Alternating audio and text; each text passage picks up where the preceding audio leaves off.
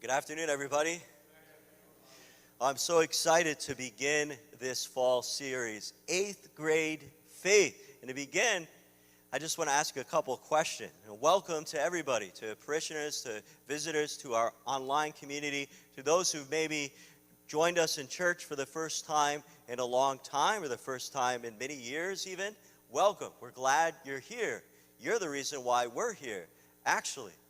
And to begin, I just want to ask you, how many of you went to Catholic school? Raise your hand. How many of you went to Catholic school? A whole bunch of you. And if you didn't go to Catholic school, I'm guessing you went to CCD. How many of you went to CCD? I went to CCD. Okay, just a few people here at this Mass. Now, does anybody know what CCD stands for? Thank you very much. Okay, good job. Confraternity of Christian Doctrine, whatever that means. So that's a traditional way to call the public school kids' education of religious education. Now, several years ago, about 5 years ago, we decided to change the name of our program here to Faith Formation.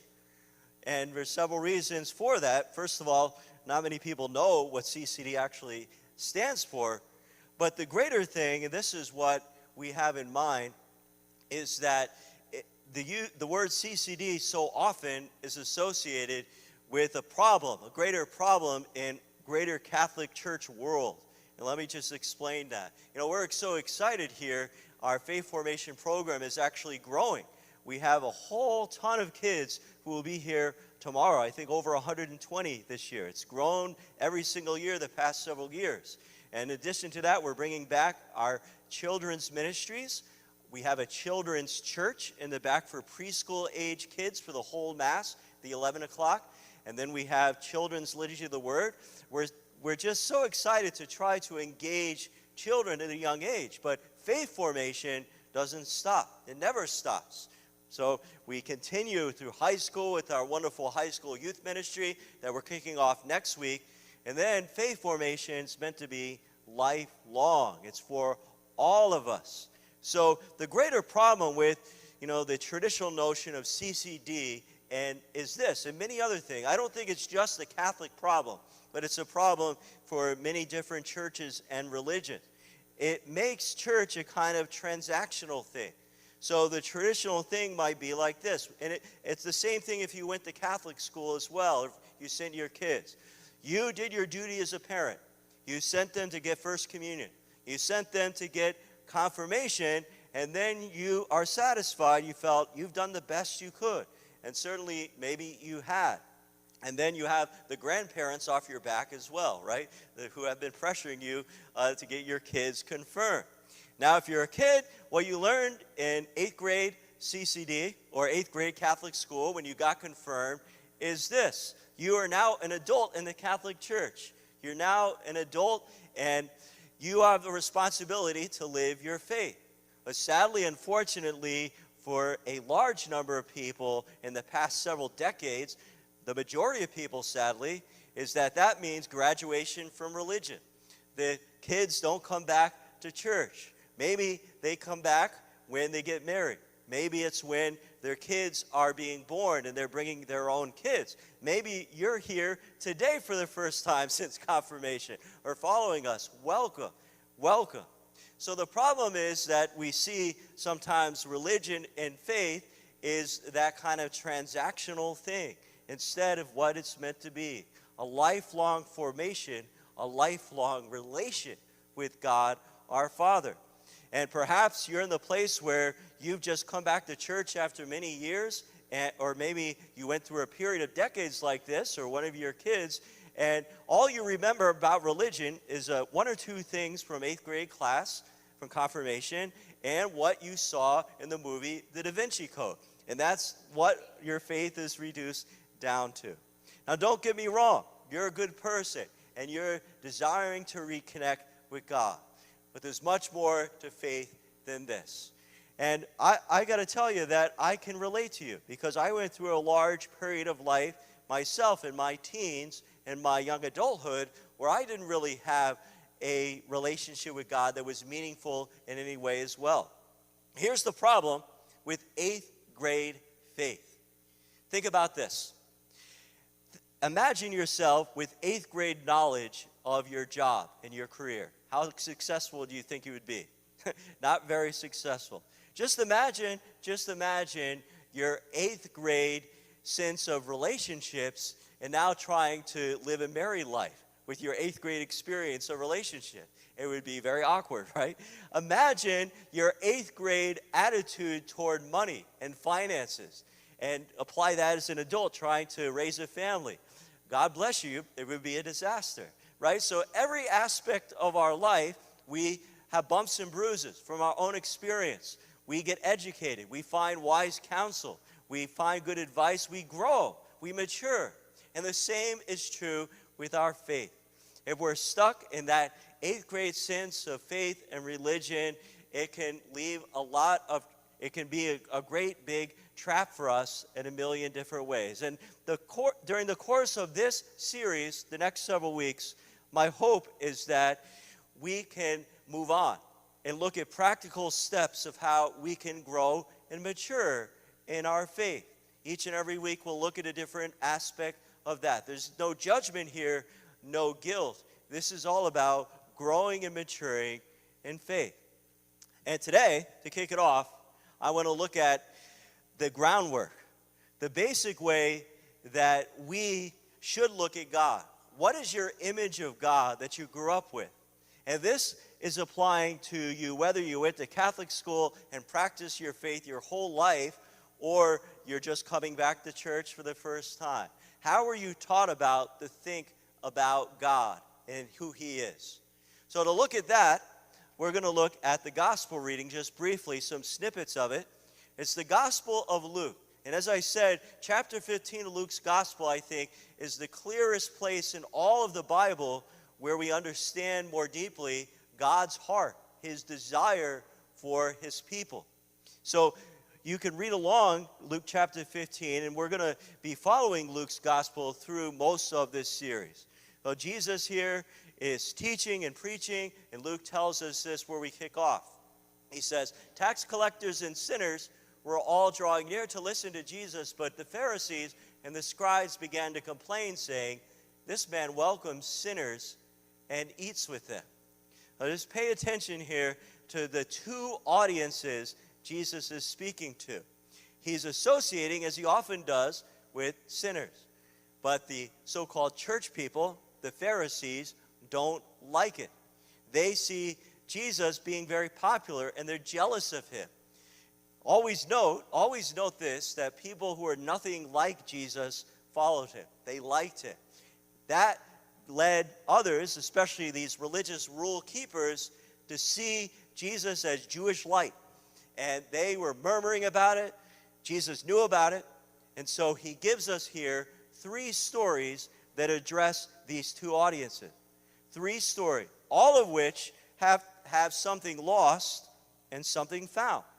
Oh, there's the lost sheep, the lost coin, and then the story we'll look at briefly here, the prodigal son. And just to kick off the story here, it's really mistitled, the prodigal son.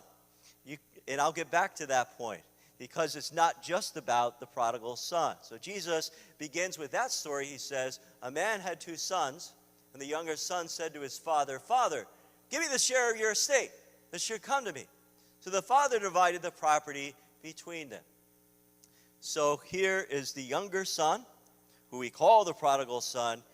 He basically wants to cut himself off from his father. The father's already dead to him. So he demands, give me my share, my inheritance. Even more amazingly, the father gives it to him. Now you probably know the rest of the story. You probably heard it 1,000 times. The younger son goes off. He wastes all the money on basically drugs, sex, and rock and roll, and he finds himself destitute. To his credit, in his destitution, he turns back to his father. He is humble. He is contrite. And his only desire really here is to survive, perhaps to seek some employment from his father to survive. But amazingly, the father runs out of the house to greet his son. He embraces him, and then he throws a party. Well, as I said, Jesus is addressing two audiences here in this story, in this parable. First, it's very clear that the prodigal son is who? The prodigal son are the sinners, the tax collector, the bad people, quote unquote, that he's speaking to here when he's teaching this story. So it's very clear that Jesus is saying, God the Father embraces you where you are. He calls you home. In his mercy, he loves you. And he has a preference even for you, that he'll run out of the house to embrace you and celebrate when you come home. But remember, the other part of the audience that Jesus is teaching to, the Pharisees. So the Pharisees are represented by who? The older son. And that's next who we're introduced to. So Jesus tells us, now the older son had been out in the field. And on his way back, as he neared the house, he heard the sound of music and dancing. The older son, of course, was dutifully working in his father's field. He had stayed at home his whole life and had dedicated his life to serving his father. He hears the party going on, and he asks the servant, what's going on? What's happening? The servant tells him, your younger brother's home. How does he react? Well, we hear that in the next part. He became angry. And when he refused to enter the house, his father came out and pleaded with him. He said to his father in reply, look, all these years I've served you, and not once did I disobey your orders, yet you never gave me even a young goat to feast on with my friends. Well, the older son is angry. He's jealous. Does the older son really serve the father out of love and respect? No, if you really dig deeper into this message, the older son has the same kind of transactional relationship with his father as the younger son. He just wants his due. He's done his part. He's worked. He's earned his keep, and he demands what he's due. That's his relationship with the father. He's a rule keeper, and therefore he's angry and jealous of the younger son. The father, for his part, who of course represents God our Father, is not angry with his older son. He goes out of the house and pleads with him. He begs him. He says this, in great patience, he says, my son, you are here with me always. Everything I have is yours. But now we must celebrate and rejoice because your brother was dead and has come to life again. He was lost and has been found. He is lost and has been found. And that's where the story ends. We don't know if the older son ever actually entered into the party, do we? So these two sons represent two different ways that we can get our relationship with God, our Father, wrong. The younger son, you might have experienced during your life. You ran away from God. You acted as if God did not exist for a whole period of your life. And in a way, that is clear. There's a certain clarity about that because you come back in humility and you, like the prodigal son, experience that great grace of the Father's welcoming. But perhaps more difficult and more sinister is the attitude of the older son. And if you're like that, I can empathize with you very much. You have done your part. You, in a way, feel like you've earned heaven. You've earned God's favor. And when things don't go your way, you raised your kids all right, but they're not practicing their faith. You have done this and that. You can get angry and upset. And the danger there is, again, a false relationship with God our Father. The underlying thing here is how we view God. And it has everything to do with how we were raised as kids. I just want to tell a few couple of things about myself. So this picture here is me at confirmation. I was actually in 7th grade. My brother Steve there was in 6th grade because the bishop only came every 3 years to our little country parish, and he confirmed 6th, 7th, and 8th grade. My father there is on the right. He was my sponsor. The only thing I remember is that my grandfather was supposed to be my sponsor but was very sick, and he actually passed away a month later. So my father filled in as a proxy that day. But I'll be completely honest with you, I don't remember a thing about my CCD growing up. I don't remember one thing. It didn't have any impression on me. It was just something that was not meaningful to me. And I went through a long period in my teenage years and my young adult years where I didn't have a real living relationship with God. Obviously, that turned around. But then, years later, I was just thinking about this. We celebrate 9/11 this Sunday, tomorrow. And it was 21 years ago. I was in seminary at that time. And I just remember something changing in this world. People came back to church very briefly. Remember that? For a few months, people were packing the church. I just don't think we've communicated well enough the mercy and welcoming of God our Father to really engage people in their faith on a deeper level to follow him. You see, there's nothing wrong with having an 8th grade faith, but it ultimately reduces God as a divine rule keeper. God becomes, if we're stuck in that place, is being all about right and wrong. And that's not a bad thing, because kids need to learn right and wrong. If kids don't learn the rules, if kids don't learn ethics, then they become self-centered. The world is all about them. But on the other hand, if we're stuck in that place, we'll never experience the abundance of a relationship that God wants to have with you and me. Because our faith is much more than simply rule keeping and rule following. Our faith is meant to be about a relationship in which our time, our speech, everything is more and more in the grace of God. The grace of God, which is given freely to us, to you and to me. My invitation to all of you is to simply pray about this. Pray about how you are raised as kids this week. Pray about that image of God that maybe you were formed with. And how can you grow to take a deeper step in maturity and faith?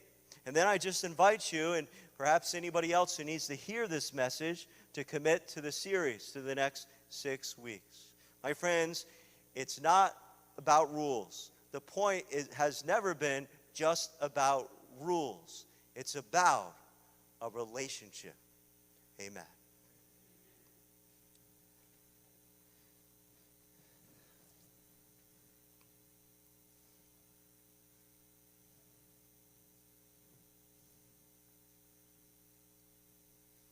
Please stand now as we profess